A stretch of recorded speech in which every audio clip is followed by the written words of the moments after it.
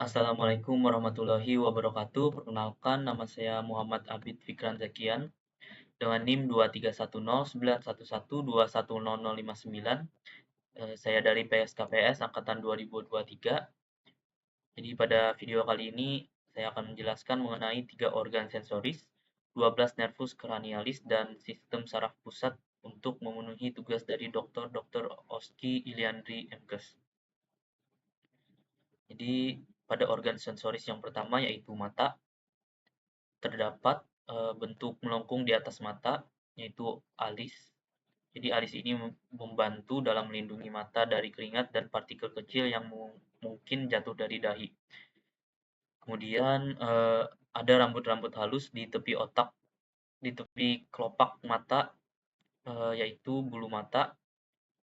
Jadi bulu mata ini berfungsi untuk melindungi mata dari debu dan partikel asing. Kemudian ada lingkaran berwarna di tengah mata, yaitu iris. Iris ini mengontrol jumlah cahaya yang masuk ke dalam dengan mengatur ukuran pupil. Kemudian ada lubang hitam di tengah iris, yaitu pupil. Pupil ini memungkinkan cahaya masuk ke dalam mata dan ukurannya berubah-ubah tergantung pada intensitas cahaya. Kemudian ada lipatan kulit di atas mata atau palpebra. Jadi pada kelopak mata atas atau palpebra superior ini membantu melindungi mata ya, dan menyebarkan air mata untuk menjaga kelembapan mata. Kemudian ada juga palpebra inferior yang fungsinya sama seperti yang superior untuk melindungi mata dan bantu menyebarkan air mata. Kemudian ada sudut luar mata di mana kelopak mata atas dan bawah bertemu, yaitu komisura lateral, dan juga celah antara kelopak mata atas dan bawah ketika mata terbuka, yaitu visura palpebra. Kemudian ada sudut dalam mata, dalam kelopak mata atas dan bawah bertemu, yaitu komisura medial.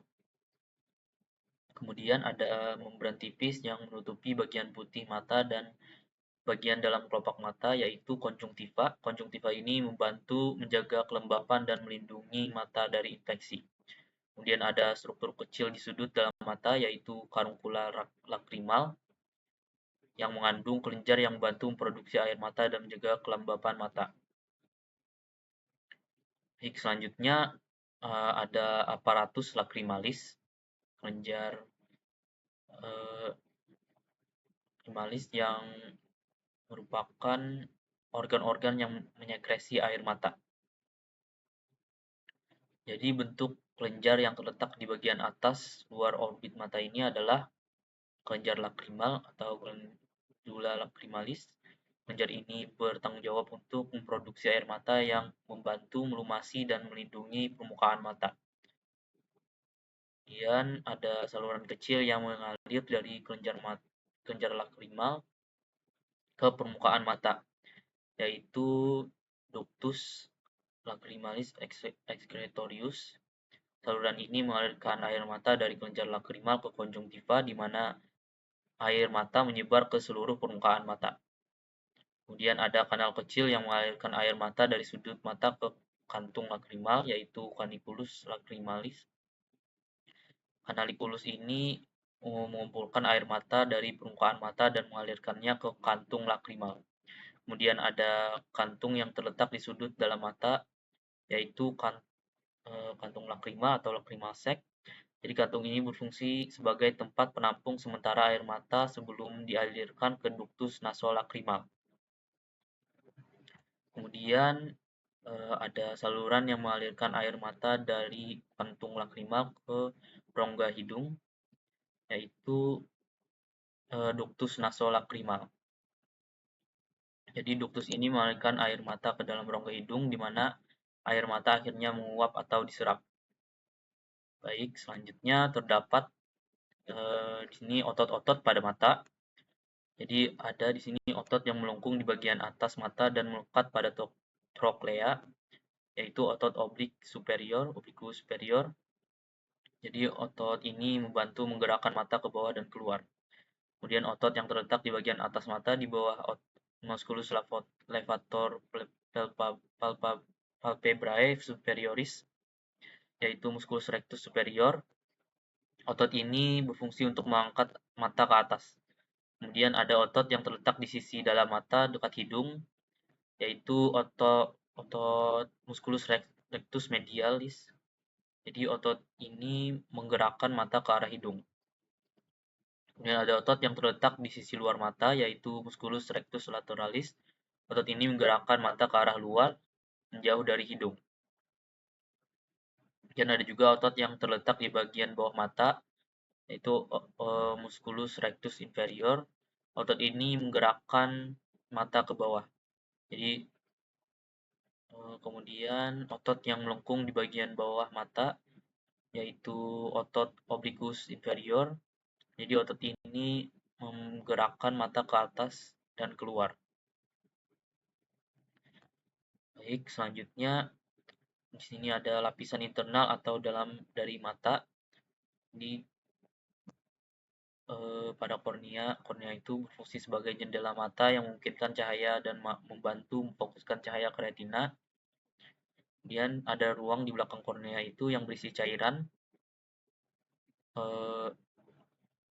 Di bilik mata depan, ruang itu berisi cairan aqueous humor yang membantu menjaga tekanan mata dan memberikan nutrisi ke jaringan mata.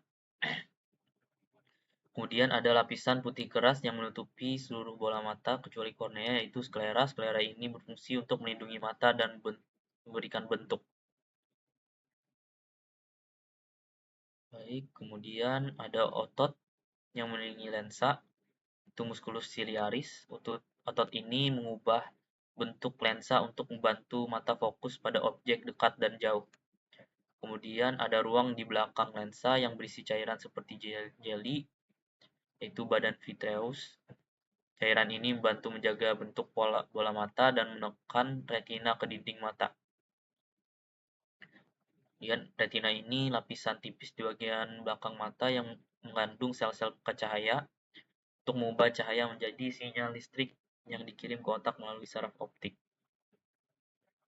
Kemudian ada bagian retina yang paling peka cahaya dan bertanggung jawab untuk penglihatan tajam, yaitu fovea, yang memberikan penglihatan sentral yang tajam. Kemudian saraf yang membawa sinyal dari retina ke otak, yaitu saraf optik. Saraf ini mengirimkan informasi visual ke otak untuk diproses. Jadi pada retina terdapat untuk diproses. Jadi selanjutnya, kemudian di sini terlihat ada retina. Di pada retina ini terdapat rod atau sel batang dan cone atau sel kerucut, yaitu dua jenis sel fotoreseptor yang ada di retina mata manusia. Jadi untuk sel batang atau rod ini memiliki bentuk silindris, fungsinya untuk penglihatan dalam kondisi cahaya redup. Jadi mereka sensitif terhadap cahaya tetapi tidak dapat mendeteksi warna. Kemudian ada sel kerucut atau cone.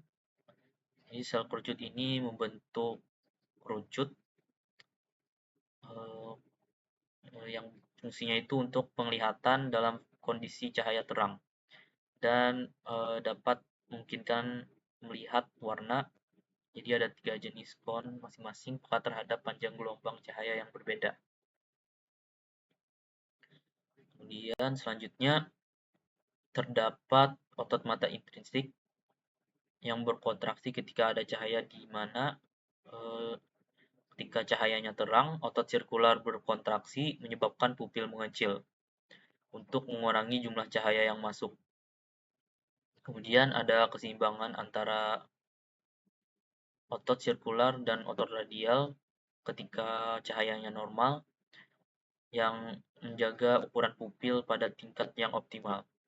Kemudian saat cahaya redup, otot radial berkontraksi menyebabkan pupil membesar untuk memungkinkan lebih banyak cahaya yang masuk.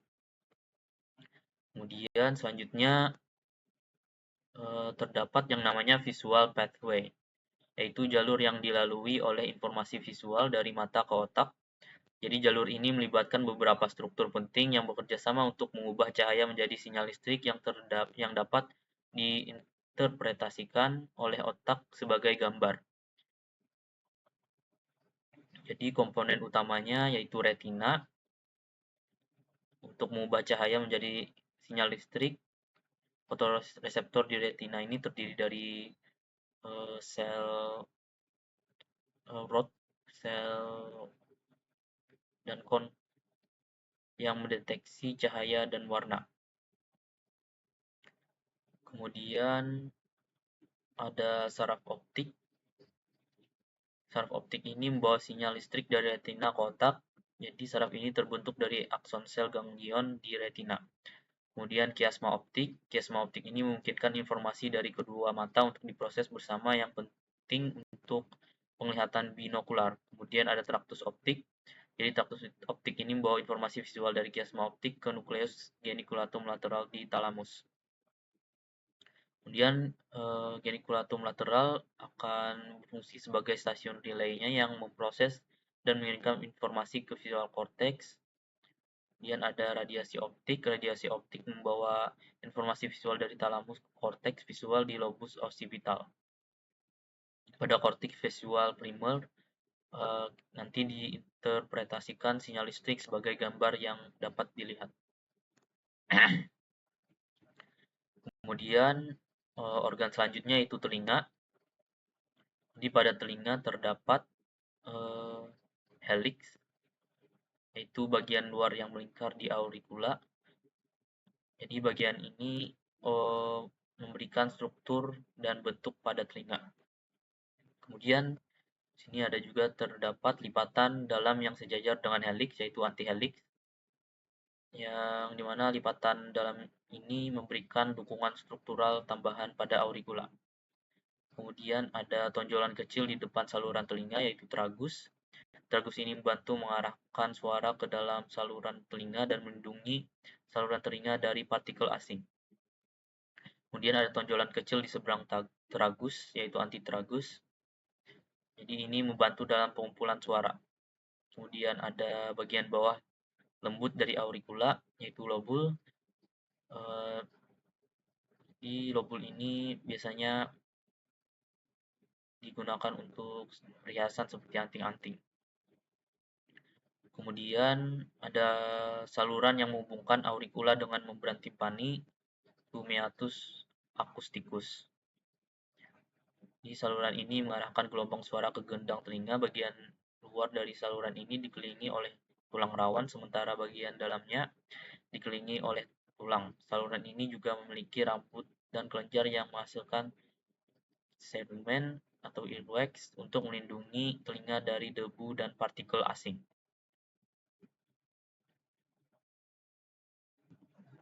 Kemudian ada juga selanjutnya ini meatus acousticus externus. Jadi berdasarkan gambar ini ada bagian-bagian, yaitu untuk bagian luar meatus acousticus externus, bagian luarnya dilapisi oleh kulit yang mengandung folikel rambut dan kelenjar cerumen. Organnya itu pars cartilaginea, dan juga ada bagian dalam. Jadi bagian dalam dari meatus acousticus ini terdiri dari tulang temporal dan dilapisi oleh kulit tipis yang berlanjut ke membran timpani. Organnya pars osea, kemudian ada membran timpani.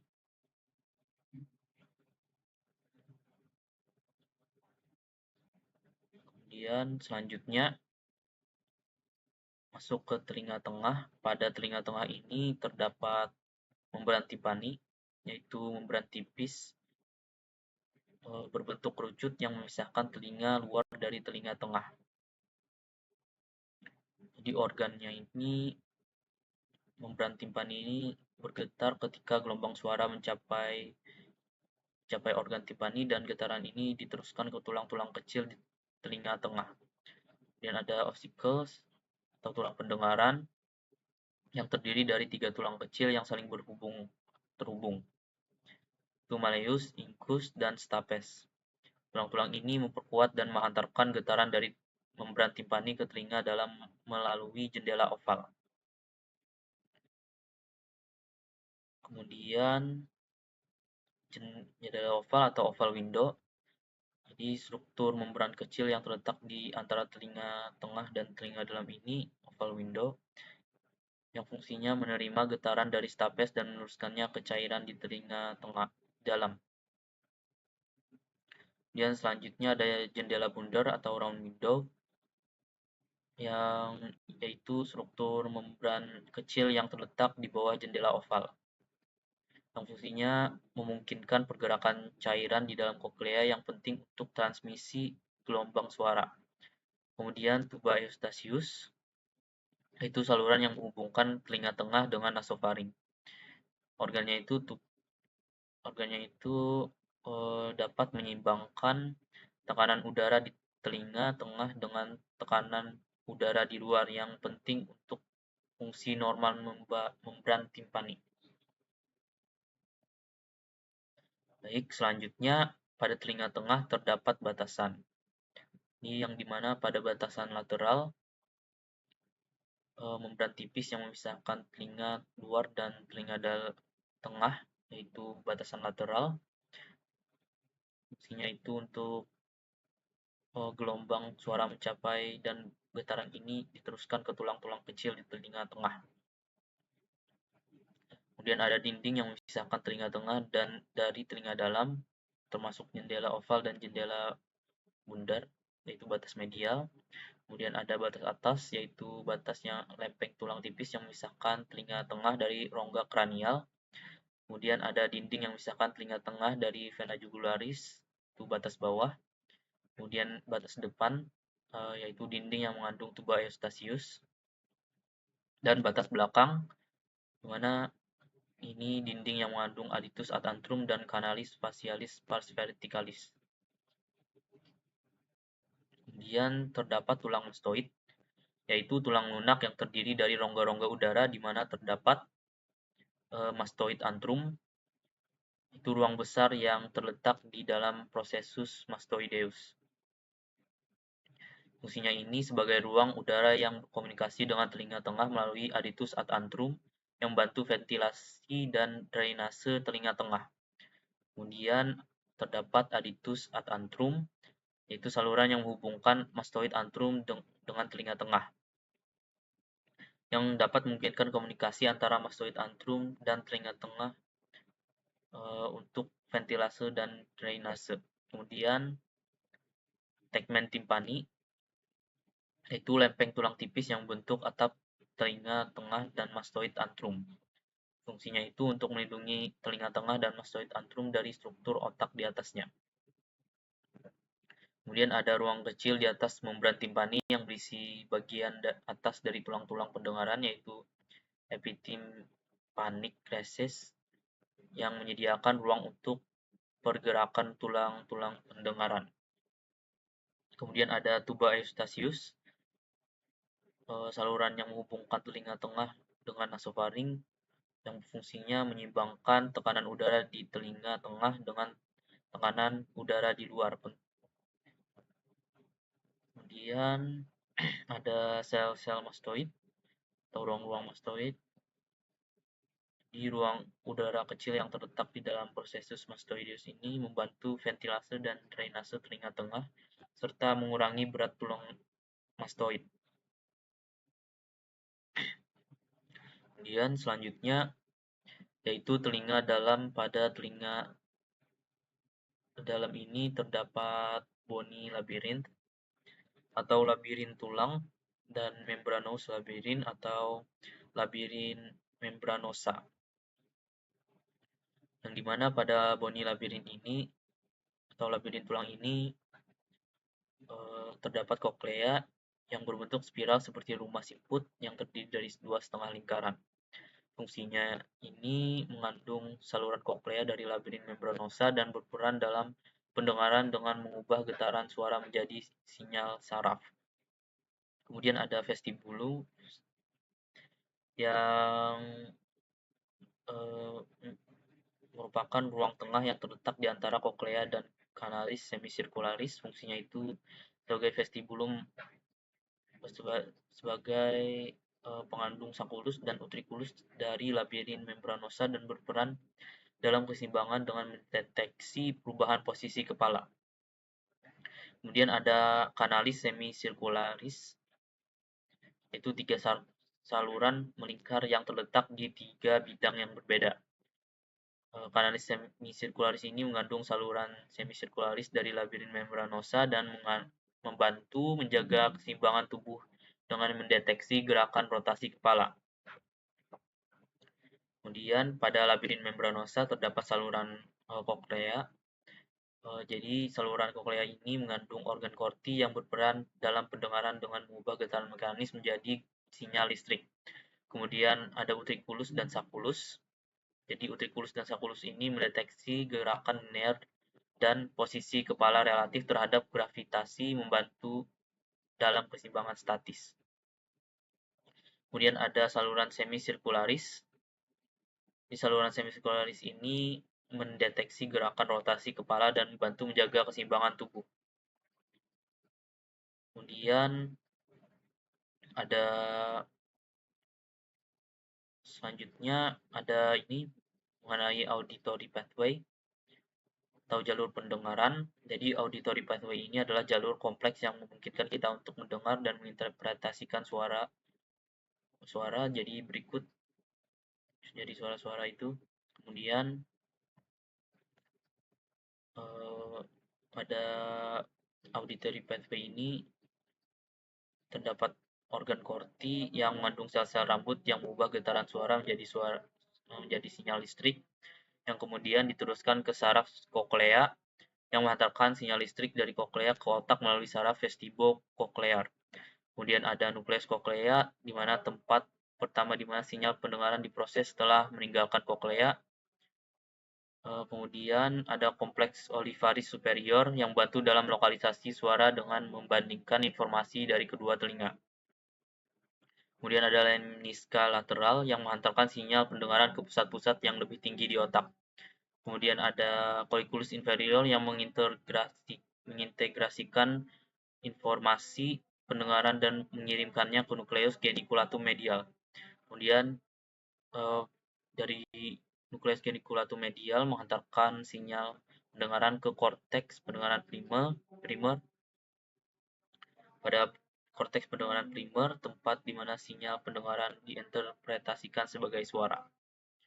Kemudian organ yang ketiga yaitu hidung yang berfungsi sebagai penyaring dan melembabkan atau menghangatkan udara yang masuk sebelum mencapai paru-paru, dan juga dapat sebagai reseptor olfaktori mendeteksi aroma dan mengirimkan sinyal ke otak untuk interpretasi. Pada hidung bagian luarnya terdapat hidung eksternal atau external nose. Jadi bagian luar hidung yang terlihat secara langsung terdiri dari tulang hidung, jaringan lemak, dan tulang rawan. Kemudian ada lubang hidung atau nares yang memungkinkan udara masuk ke dalam rongga hidung. Kemudian ada rongga hidung. Fungsinya itu untuk menyaring, melembabkan, dan menghangatkan udara yang masuk sebelum mencapai paru-paru. Kemudian ada septum hidung, yaitu dinding pemisah rongga hidung menjadi dua bagian yang memisahkan kiri dan kanan. Kemudian ada kongka nasal, yaitu struktur tulang yang menonjol ke dalam rongga hidung, yaitu untuk meningkatkan permukaan rongga hidung untuk memaksimalkan penyaringan, pemanasan, dan pelembapan udara.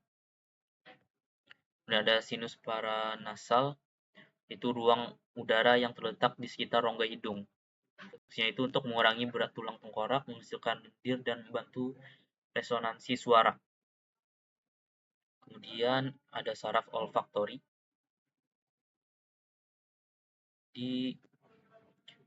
Pada saraf olfaktori ini ada epithelium olfaktori, yang mana lapisan sel yang terletak di bagian atas rongga hidung ini mengandung reseptor penciuman yang mendeteksi aroma dan mengirimkan sinyal ke otak melalui saraf olfaktori. Kemudian ada kumpulan serabut saraf yang berasal dari reseptor olfaktori di epitelium olfaktori, ada itu villi olfaktoria. Di serabut-serabut ini menembus lempeng cribriform dari tulang ethmoid dan memasuki rongga kranial. Kemudian ada bulbus olfaktorius, yaitu struktur bulat yang terletak di dasar otak di dalam fossa kranial anterior. Di serabut saraf olfaktori bersinaps dengan sel-sel mitral di bulbus olfaktorius membentuk glomeruli olfaktorius. Jadi ini adalah tempat relay utama dalam jalur olfaktori.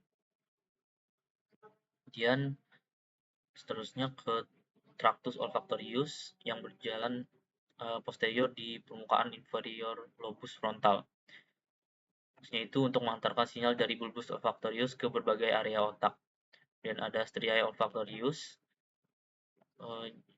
jalur yang terbagi menjadi stria medial dan lateral. Untuk lateral membawa akson ke cortex olfaktorius primer di dalam uncus lobus temporal. Stria medial membawa akson melintas bidang medial dari commissura anterior di mana mereka bertemu dengan bulbus olfaktorius di sisi yang berlawanan. Kemudian ada cortex olfaktorius, yaitu area di otak yang terletak di dalam uncus lobus temporal, yang memproses informasi penciuman dan mengirimkan sinyal ke area lain di otak, termasuk cortex piriformis, amigdala, dan cortex entorhinal, yang terlibat dalam memori dan apresiasi sensasi olfaktorius. Kemudian ada jalur olfaktori atau olfactory pathway. Ciri-cirinya jadi olfactory pathway ini terdapat reseptor olfaktori yang mendeteksi molekul aroma dan mengirimkan sinyal ke villi olfaktoria. Kemudian pada olfaktoria mengantarkan sinyal dari reseptor olfaktori ke bulbus olfaktorius. Dari bulbus olfaktorius, tempat bersinapsnya serabut saraf olfaktori dengan sel-sel mitral. Kemudian di tractus olfaktorius mengantarkan sinyal dari bulbus olfaktorius ke cortex olfaktorius. Kemudian ada striae olfaktorius yang mengantarkan sinyal ke berbagai area otak. Kemudian ke cortex olfaktorius yang menginterpretasikan sinyal penciuman dan mengirimkan informasi ke area otak lainnya. Baik, selanjutnya ada 12 nervus cranialis atau 12 saraf kranial, yaitu sekelompok saraf yang berasal dari otak dan menghubungkan otak dengan berbagai bagian kepala, leher, dan tubuh. Setiap saraf memiliki fungsi spesifik yang dapat berupa sensorik, motorik, atau keduanya. Jadi pada nervus cranialis itu yang pertama ada nervus olfaktorius yang berfungsi sebagai sensorik, bertanggung jawab untuk penciuman. Serabut saraf ini berasal dari epitelium olfaktori di rongga hidung dan berjalan melalui lempeng cribriform tulang ethmoid untuk mencapai bulbus olfaktorius di otak. Kemudian ada nervus opticus yang mengantarkan informasi visual dari retina mata ke otak. Jadi serabut saraf ini berkumpul di diskus opticus dan membentuk saraf optik yang berjalan melalui kanal optik menuju kiasma optikum. Kemudian ada oculomotorius, nervus oculomotorius, itu nervus motorik yang mengontrol sebagian besar otot yang menggerakkan bola mata, yaitu musculus rectus superior, musculus rectus inferior, musculus rectus medialis, dan musculus obliquus inferior, serta otot levator palpebrae superioris, dan juga mengatur ukuran pupil melalui otot sphincter pupil. Kemudian ada nervus trochlearis yang mengontrol otot superior obliquus yang membantu menggerakkan bola mata ke bawah dan ke samping. Kemudian ada nervus trigeminus, nervus yang sensorik dan motorik yang memberikan sensasi pada wajah dan kepala serta mengontrol otot untuk mengunyah, yang terbagi menjadi 3 cabang, yaitu ophthalmicus, maxillaris, dan mandibularis. Kemudian ada nervus abducens yang mengontrol otot lateral rectus yang menggerakkan bola mata ke samping. Kemudian nervus facialis, itu nervus sensorik dan motorik yang mengontrol otot-otot ekspresi wajah, memberikan sensasi rasa pada 2/3 anterior lidah, dan mengatur kelenjar air mata dan kelenjar ludah. Kemudian nervus vestibulocochlearis yaitu nervus sensorik yang bertanggung jawab untuk pendengaran dan keseimbangan yang terbagi menjadi dua cabang, yaitu vestibular dan koklear. Kemudian ada nervus glosopharyngeal, yaitu nervus sensorik dan motorik yang memberikan sensasi rasa pada sepertiga posterior lidah, mengatur kelenjar ludah parotis, dan membantu dalam menelan. Kemudian ada nervus vagus. Nervus vagus ini mengontrol fungsi organ dalam seperti jantung, paru-paru, dan saluran pencernaan, serta memberikan sensasi dari faring, laring, dan organ-organ internal. Kemudian ada nervus accessorius yang mengontrol otot-otot sternocleidomastoideus dan trapezius yang membantu dalam gerakan kepala dan bahu. Kemudian ada nervus hypoglossus, yaitu nervus motorik yang mengontrol otot-otot lidah yang penting untuk berbicara, mengunyah, dan menelan. Kemudian sistem saraf pusat. Mengenai sistem saraf pusat ini, sistem saraf pusat ini terdiri dari dua komponen, yaitu otak dan sumsum tulang belakang. Pada otak itu mengontrol fungsi tubuh, memproses informasi sensorik, mengatur emosi, dan mendukung fungsi kognitif seperti berpikir dan memori. Kemudian sumsum tulang belakang yang mengantarkan sinyal antara otak dan tubuh, serta mengatur refleks. Kemudian ada jalur motorik, yaitu motor pathway. Jadi jalur motorik ini jalur yang menghantarkan sinyal dari otak ke otot untuk menghasilkan gerakan. Jalur ini dapat dibagi menjadi dua kategori utama, yaitu jalur piramidal dan jalur ekstrapiramidal. Jadi untuk jalur piramidal ini fungsinya itu untuk mengontrol gerakan sukarela yang halus dan terkoordinasi. Kemudian untuk jalur ekstrapiramidal, jalurnya ini mengontrol gerakan otomatis dan postur.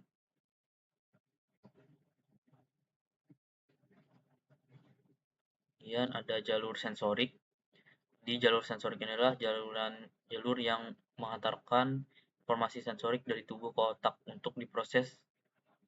Jadi jalur ini dapat dibagi menjadi dua kategori, yaitu jalur kolumna dorsal dan jalur spinothalamikus. Untuk jalur kolumna dorsal, yaitu jalur yang mengantarkan informasi sensorik seperti sentuhan halus dan propriosepsi, yang mengantarkan informasi sensorik dari kulit dan sendi otak ke otak. Kemudian ada jalur spinothalamikus, yaitu jalur yang mengantarkan informasi sensorik seperti nyeri dan suhu, yang berfungsi sebagai penghantar informasi sensorik dari kulit ke otak.